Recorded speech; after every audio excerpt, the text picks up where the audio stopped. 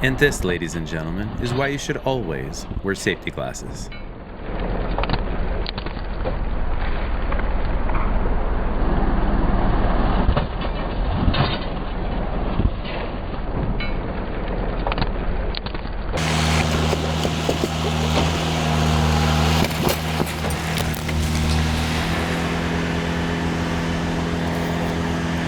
Are you guys okay? Yeah. Then I want to refigure concrete because 2 inches all the way around this thing. Thank you, Greg. You still need all this foam? No, you can take all of that. I have my one. Okay. So I always just mark both sides. If I shove this in, I can mark this way and that way. Rolling. We got Missile Lock Maverick. All right, every 25 feet, then the pump guy will be inside, and we will be too. Circle them so we know. Yeah, super close. And then, yeah. Yeah. Hold me close there, Tony Danza. Let me get rid of this guy. Of course it doesn't work as good the second time,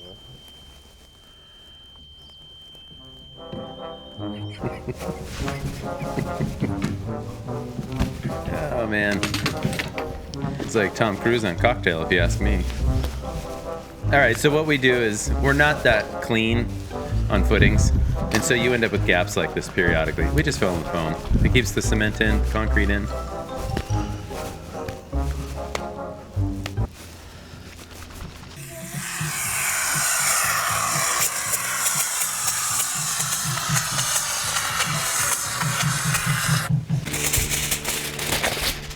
Here's a trick I learned from Jamie Vidura many years ago here on Instagram. Take like $2 in tin foil. I mean, that's for the entire roll. And go ahead and just wrap the threading. Now, when concrete lands all over these, it doesn't matter. And then when we're done, we just take it right off.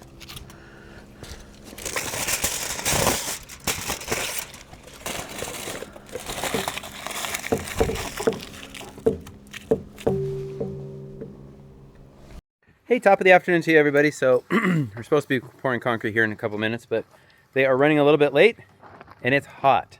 Jordan, how hot is it? I'm sweating everywhere. He's sweating everywhere. Like, everywhere is sweating. Okay, so here's what we look like. Just a bunch of step downs, that guy in orange. We've got our hold downs all installed. They were plumb. I posted how to do that. I got nothing else to say. Oh, except for we're not allowed to show what these are, but we'll just show you a trick. Boom, the tinfoil. That is a Jamie Vidura trick. Keep away the aliens. Okay, I don't know. I think we probably have 10 yards on the first truck, maybe 9. 21.25 yards total. And pump operator wants to seal up all the 6-foot stuff first.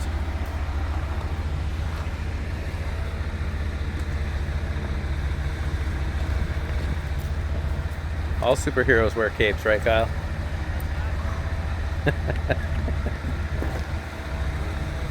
Look at those arms. Are those arms real? Woo. Woo. Look at that. It's all fake. Plastic surgery. Man. Yeah. Well, I know a great calf implantist. And that is the extent of the concrete that is spilling out from the 1/4-inch snap ties. It plugs pretty well. Except for, a lot of times it will come spilling out more when we're consolidating it with a vibrator. This was the brand new Milwaukee. We got it a few months back. Full disclosure, they sent it to us. It has a shorter whip than the Makita. I'll show you the Makita too. So for short walls like this, the short whip is kind of nice. I like to consolidate, especially where there's hold downs or earthquake hardware. But the reality is this 6-ax 60/40 mix, line pump mix with P, which we tested 3,000 to 4,000 PSI. It self-consolidates really well, but still, we try to consolidate. Now here's just a look at the concrete being placed and what the process is. I really do prefer to have 4 of us. The pump guy is just an animal. This dude is a beast. Way back in the Olympic playlist 3 years ago, this guy was whipping the hose like nothing, and you'll see Kyle here in a minute pick it up. It is so heavy for us. Part of it is trying to just grab it. Anyway, as he places it, he's bringing it up pretty close to the line. You'll notice now watch Kyle, he's gonna drag it.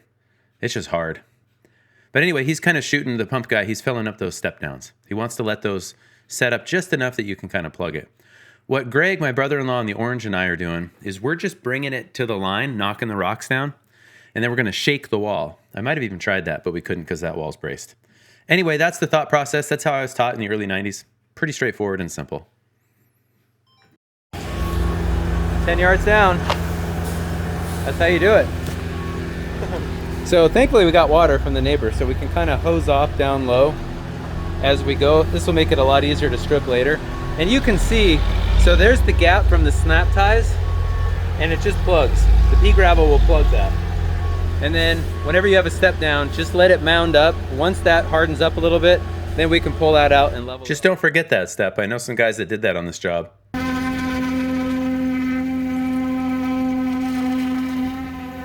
This is the Makita concrete vibrators, the XGT. I think it has an 8-foot width on it. That's a little bit harder to handle for 4-foot walls. Your shoulders begin to burn pretty quick. So what I've read online is that you want to pull that thing out at 1 foot per second. Maybe comment below if you've got a lot of experience with this. How were you taught? That's what I could find. So same thing around all of those hold downs. I want it to consolidate really well around the rebar and the hooks on those STHD 14s. And then Jordan's holding on to those SABR anchor bolts. At the time that we were doing all this, Strong-Tie was very specific. Do not post any of the content. Well, it went live last week or the week before. It's officially on their website. Just Google strongtie.com, SABR, and you'll find it. So he's holding on to those bolts because we want to make sure that they stay vertical. And you saw how they're kind of, well, actually, I'll show you this at the end of the video. You see those anchor mates can get kind of fatigued. Now, both Jordan and me at this point, we're just bringing it up to the line. The pump guy, he is overheated. So he goes and sits in the car between trucks and just cranks the AC. We were trying to give him water. Like, we try to go out of our way, but quite frankly, that dude guy scares me a little bit. He's huge. He's so big and strong. He literally lifts weights in the morning. Excuse me. I think I'm getting that cough that's going around. Anyway, you can see I'm knocking the rocks down. We're bringing it right to the line. If you got to scoop a little bit out, just do it. Kyle and I, now watch as he shakes the wall. You try to go for a much more violent and short shake. So then I try to do it, but the two of us don't have the rhythm together. But you see how the concrete moved itself along there? That's like the last step. Now don't touch it after that, because the cream rises to the top. Don't touch it. Okay, so in between trucks, we're doing our best to stay cool. It turns out that it was actually mid-90s by this point. So the panels are hot, we're hot, but notice his hose. That thing is hot. So we want to just keep this concrete flowing. And it's okay to add water to the mix. The batch plant ticket tells us how much water we can add to keep the PSI rating that we need, the strength rating. So periodically he'll have them add a little bit. As long as we don't go over that, we're fine. And honestly, we're so fine. We're so fine. We're so much stronger than we need to be with this mix design. So now pump guy, he knows that what he has in his hose is going to finish us out. And this is just a little bit better look at. And then he just pumps what's in his hose. Right there where it's going to get covered by backfill. So you see how we're just scooping it, we're bringing it right to the line. That's all it is for the process. At this point, though, we're getting pretty burned out. It was a good day. I kind of wish in hindsight, especially knowing that they were going to come late. This whole area is in the shade in the morning till about 10, so it would have been nice to just, there we go, vibing it. Would have been nice to just do it the next morning. Okay, 22 yards down. Just kind of scraping along the outsides of the panels at the footing, make it easier to strip. It is hot out here. It's close to 90. We went from like low 60s to 90.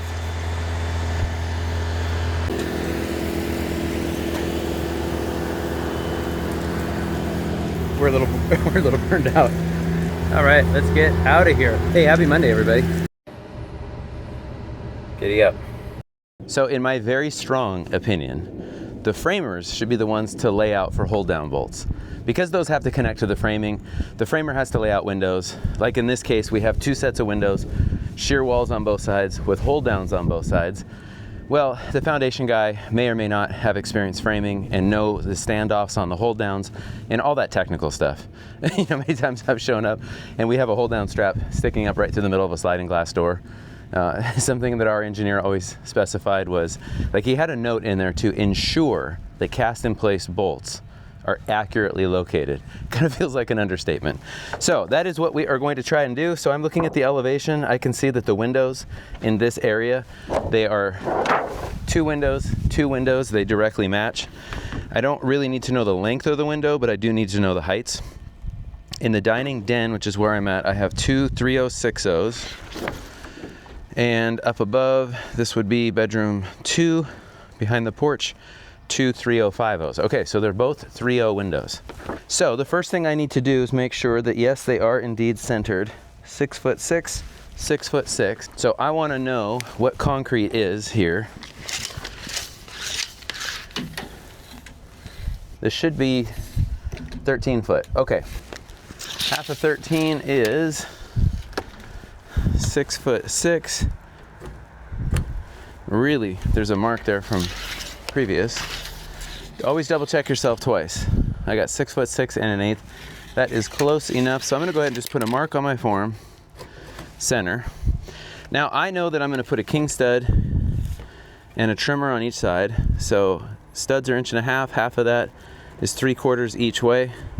So if I put a stud right down the middle, then I'm going to put a trimmer stud on each side. That's 1.5 inches. That's 1.5 inches. So that is 4.5 inches total. That is to the edge of my glass. Now I'm going to go 3 foot for the window. And in this case, we're going to balloon frame this wall. Okay, so we have the 9-foot main floor wall plus the floor system plus the 8-foot in round numbers upper floor wall. So to make it stiff for lifting, I'm going to double the king stud on this. So that is easy enough. I can go 1.5 inches with my square, 1.5 inches, 1.5 inches, 1.5 inches. I now have king stud, trimmer. And now the last thing I need to know when it comes to locating my hold down bolts is what is the standoff for the hold down. So from the edge of the hold down, it's going to connect to the king stud trimmer, the center of the hole that's going to slip over the bolt. Well, for the HDU E7s, I looked it up and it is 1.25 inches. I could probably get away with 1.5 inches, not going to. I'm going to mark 1.25 inches. I'm going to put a C for center. On this side, I'm just going to do a double end stud. I need that for the attachment for the hold down itself. So 1.5 inches is 3. If I mark 1.25 inches, I'm going to put a mark and a C. Then that is where I want to locate my bolt.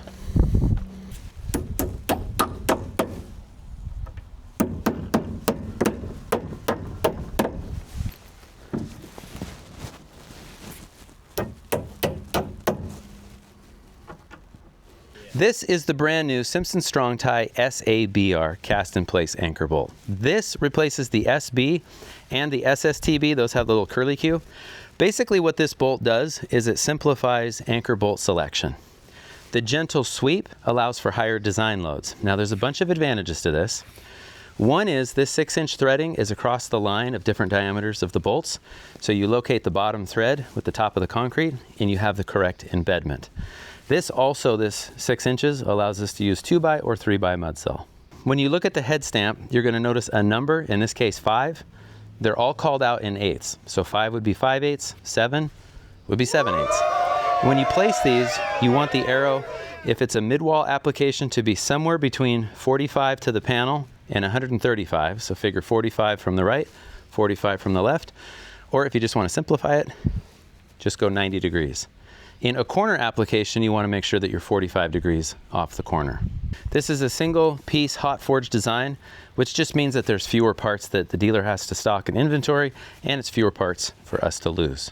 And what these anchor bolts are designed to do, so they're cast in place, then the hold down will attach to that by a nut.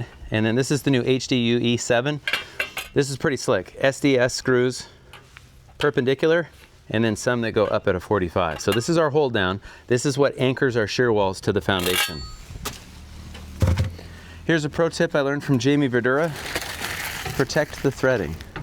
Like $2 in foil. Bam, now we can pour concrete all over this thing and it doesn't matter. Thanks, Jamie.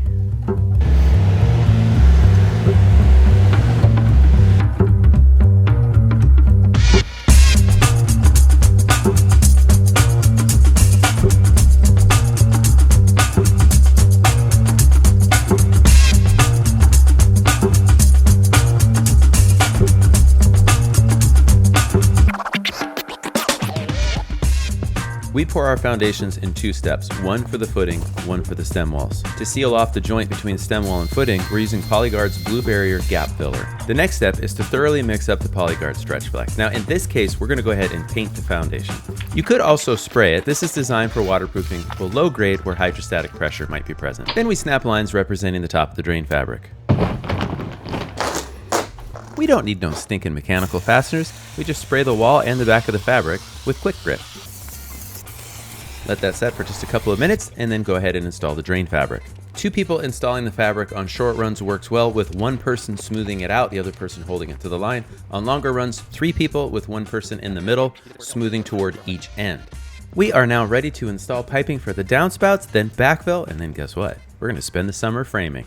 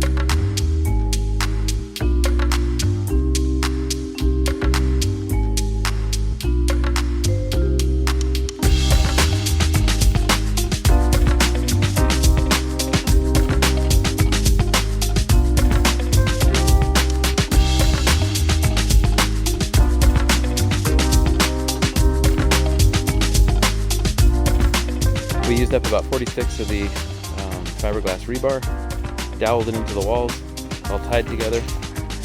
Now we are ready for concrete. So originally I could only get it for like 11:30, but they called and said they could go earlier.